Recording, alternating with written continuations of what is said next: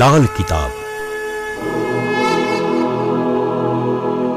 જેના સામાન્ય અને વૈજ્ઞાનિક ઉપાયો તમારા માટે પથદર્શક અવશ્ય બનશે.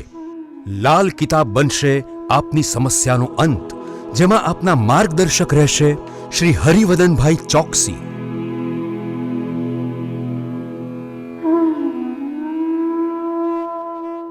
નમસ્કાર મિત્રો, હું હરિવર્ધન ચોકસી આપ સૌનું સ્વાગત કરું. મિત્રો, આજના વિડીયોમાં આપનું ખૂબ ખૂબ સ્વાગત. મિત્રો, માનવ જીવન જીવવાનો મુખ્ય આધાર એટલે ધન. જેની પાસે ધન નથી એ માણસ પોતાના મન મુતાબિક મતલબ ઈચ્છા અનુસાર જીવન નથી જીવી શકતો ને. તો એના માટે શું કરવું જોઈએ? એના માટે ધન મેળવવાની જે આપની ચાહના છે એને કઈ રીતે પૂરી કરી શકાય?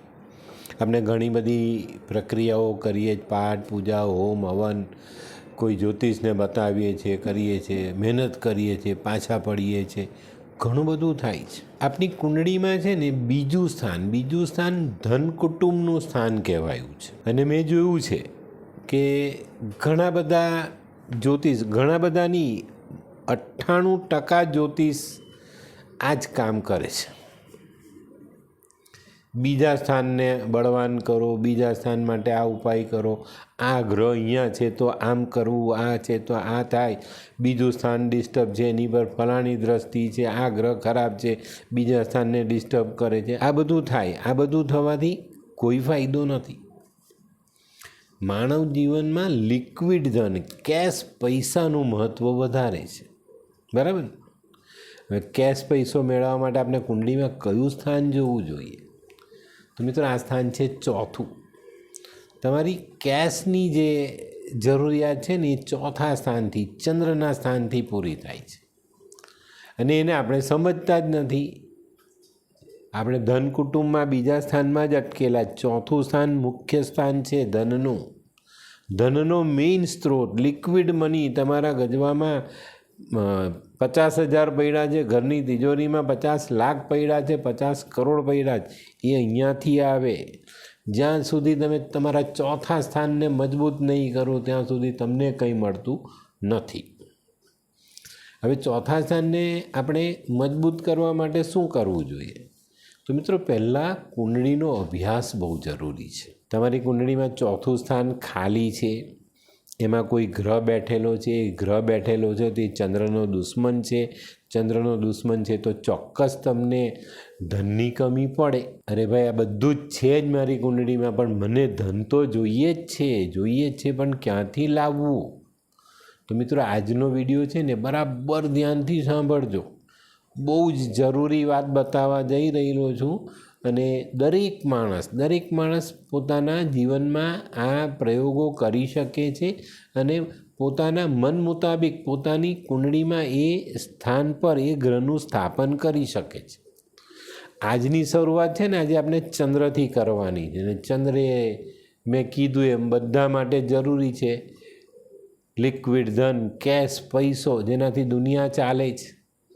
દુનિયાના દરેક સુખ આપણે એમાંથી ઊભા કરી શકીએ છીએ, પામી શકીએ છીએ. પણ એ ધન લાવવું કઈ રીતે? ચોથા સ્થાનમાં ક્યારે, કઈ રીતે આપણે ઉપાય કરીશું? ચંદ્રને ચોથા સ્થાનમાં લાવવું કઈ રીતે? પણ મિત્રો, દરેકની કુંડળીમાં નથી, એ પણ ધ્યાન રાખજો કે ભગવાન જો બધાને જ ધન આપી દેશે તો દુનિયામાં અરાજકતા પણ તો થશે ને.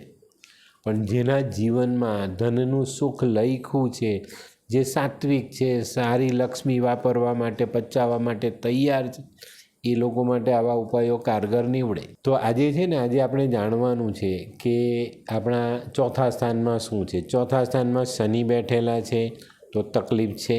ચોથા સ્થાનમાં બુધ બેઠો છે તો તકલીફ છે.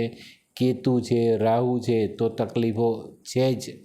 પણ આ બધી તકલીફોને આપણે દૂર કરી શકીએ અને એમાંથી નીકળવા માટે આપણે શું કરવું છે? તો મિત્રો, આજે છે ને સૌ પહેલાં તમારી કુંડળીનો અભ્યાસ કરજો કે ચોથું સ્થાન ખાલી છે. ચોથા સ્થાન પર ચંદ્રની દ્રષ્ટિ પડે છે ને તો 1 કપ દૂધ તમને કરોડપતિ બનાવી શકે છે. કેટલી સરળ વાત કરી મેં. 5 રૂપિયાનું દૂધ આપણને કરોડપતિ બનાવવા માટે પૂરતું છે. પણ મેં કીધી ને એ બધી શરતો હોય તો જ. અને એ શરત કઈ? સૌથી પહેલી કે ચોથું સ્થાન ચંદ્ર લઈને બેઠેલા છે અથવા ચોથું સ્થાન ખાલી છે અને તેની પર ચંદ્રની દૃષ્ટિ પડે છે, તો ચોક્કસ આપણે આ કામ કરી શકીએ છીએ. અને આ જે સંશોધન છે ને એ મેં બહુ બારીકાઈથી કર્યું છે. લાલ કિતાબના ગ્રંથોમાં આવી બધી જાણકારીઓ છે, પણ એને સમજીને બહાર કાઢવીને લોકો સુધી પહોંચાડવી એ ખૂબ મહત્ત્વની વાત છે.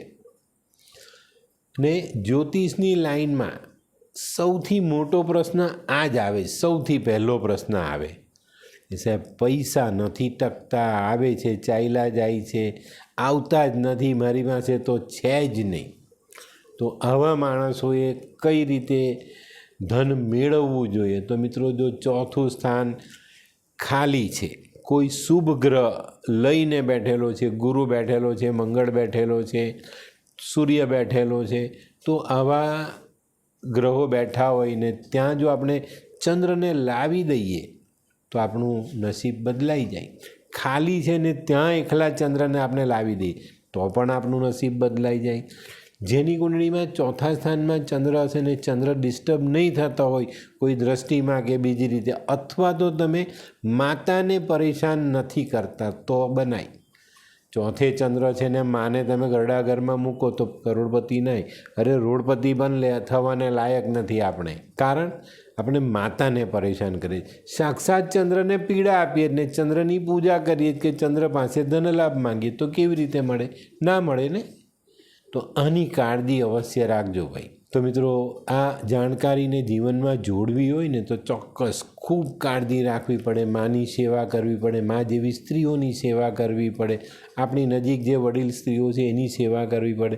અને આપણી કુંડળીમાં જો આવો યોગ હોય, હું યોગ ફરી કહી દઉં, કુંડળીમાં ચોથું સ્થાન ખાલી છે, એની પર ચંદ્રની દ્રષ્ટિ છે, કુંડળીમાં ચોથા સ્થાનમાં સારા ગ્રહ બેઠેલા છે, એની પર ચંદ્રની દ્રષ્ટિ છે, તો આજનો ઉપાય તમને પૈસાદાર બનતા કોઈ રોકે નહીં.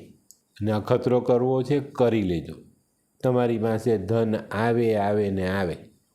પણ મિત્રો, ધન એ લક્ષ્મી ને લક્ષ્મી એ સાત્વિકતા છે, તો એ ધનને સાચવવું પણ જરૂરી છે. જો તમે ખોટા રસ્તે આ આવેલું ધન વાપરશો ને તો ધન બચવાનું નથી. એને સારા કામમાં વાપરજો ને ચોક્કસ. ચોથા સ્થાનમાં ચંદ્ર હોય ને એ માણસે કંજુસાઈ નહીં કરવી, એ માણસે ધન વાપરવાનું. કિતાબે લખ્યું છે, ખર્ચને પર ઓર બઢને વાલા આમદન કા દરિયા.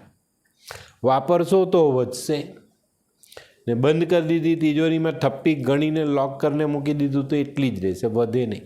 અરે ઘટવાનો ટાઈમ આવી જાય, વધવાનો નહીં. પણ એમાંથી થોડું થોડું ધન જો આપણે સારા કામમાં, દાન પુણ્ય, કોઈને મદદ કરવી, કોઈની ભૂખ મિટાડવી, કોઈને વસ્ત્ર પહેરાવવું, કોઈને ભણાવવું, ચોક્કસ ફાયદો થાય. આ આપણે કરતા નથી ને પછી આપણે પૈસા માંગીએ જ ભગવાન પાસે, માં લક્ષ્મીને કહીએ જ કે ભાઈ મારા ઘરે આવીને રહો, ના રહે. તો ચંદ્ર છે ને બહુ મહત્ત્વની વાત છે અને એને સમજવા બહુ જરૂરી છે. તો મિત્રો, આ બધી બાબતો ધ્યાનમાં રાખજો.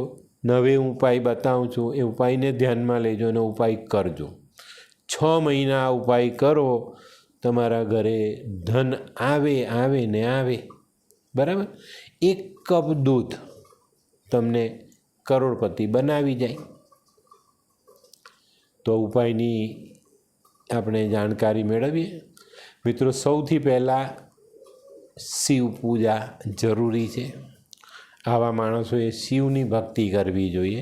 અને 1 કપ કાચું દૂધ આપણી ઘરની આજુબાજુ નજીકમાં, આપણા ગામમાં, શહેરમાં નદી, કૂવો, તળાવ, દરિયો, નહેર, આવો જલસ્ત્રોત જે છે એમાં 1 કપ દૂધ તમે તમારા હાથે આ જળમાં પધરાવવાનું શરૂ કરો.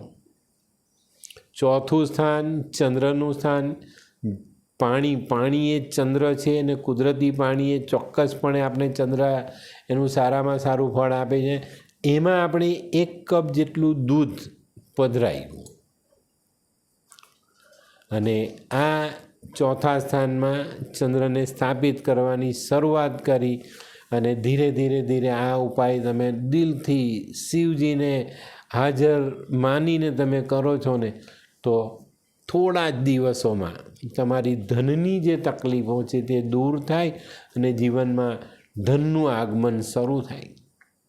મિત્રો ફરીવાર કહી દઉં છું, કોઈ જ્યોતિષ બી આ વિડીયો જોઈને તો ધ્યાન રાખજો, બીજા સ્થાનમાં ધન કુટુંબ શોધો નહીં, બધું એની જગ્યાએ જ આવશે. પણ જો લિક્વિડ ધનની તકલીફ છે તો આ રીતે જીવનમાં આગળ વધો. ચોક્કસ બીજા સ્થાનમાં કોઈ ખરાબ ગ્રહો બેઠેલા તો ધનમાં કુટુંબમાં ફરક આવશે, પણ ધન એક પ્રકારનું નથી ને. સોનું ચાંદી, આપણી મિલકત, જમીન એ બધું ધનમાં આવશે. તો એ પ્રોપર્ટીને આપણે શું એ કરવાનું છે? આપણી પાસે 5 કરોડનો બંગલો ઊભેલો છે ને આપણી પાસે માનો કે ગજવામાં એક પણ પૈસો નથી, તેમાંથી 4 ઈંટ કાઢીને 5,000માં વેચાય? નથી વેચાતી. તારે લિક્વિડ ધનની કમી પડે છે. ચોક્કસ આને સમજો તો જ તમને ફાયદો થશે. તો મિત્રો, 1 કપ દૂધ તમને અઢળક ધનના સ્વામી બનાવી શકે છે. પણ દિલથી ભગવાન શિવને હાજર માનીને તમે આ ઉપાયને જીવનમાં જોડો અને ચોક્કસપણે, અને જ્યાં સુધી સ્વચ્છ જળમાં વહાવાય ત્યાં સુધી જલ્દી ફાયદો થશે. તો મિત્રો, બહુ નાનકડી વાત છે. જીવનમાં આપણે જો ધીરે ધીરે આપણે આવા ઉપાયો કરીએ તો ચોક્કસ ફાયદો થાય. અને મિત્રો, હવે બધાએ તૈયારી રાખવાની છે. તમારો મનગમતો ગ્રહ મનગમતા સ્થાનમાં કેવી રીતે લવાય એ સિરીઝ આ ચંદ્રથી શરૂ કરી છે. હું તમને બધા ગ્રહોની જાણકારી આપીશ અને તમે જીવનમાં આને જોડીને, ઉપયોગ કરીને, ઉપાય કરીને જીવનને ધન્ય બનાવી શકો છો. એક શ્રેષ્ઠ જીવનની કક્ષામાં તમારા જીવનને લઈ જઈ શકશો. તો મિત્રો, આજનો વિડીયો જો તમને ગમ્યો ને તો લાઈક કરો, શેર કરો. યુટ્યુબ જોનારા શેર કરે ને સબસ્ક્રાઈબ કરે. હું હરિવર્ધન ચોકસી આપ સૌની રજા લઉં. ફરી મળીએ નવા વિડીયોમાં નવી જાણકારી સાથે. તો ચાલો બદલીએ જિંદગી. નમસ્તે મિત્રો.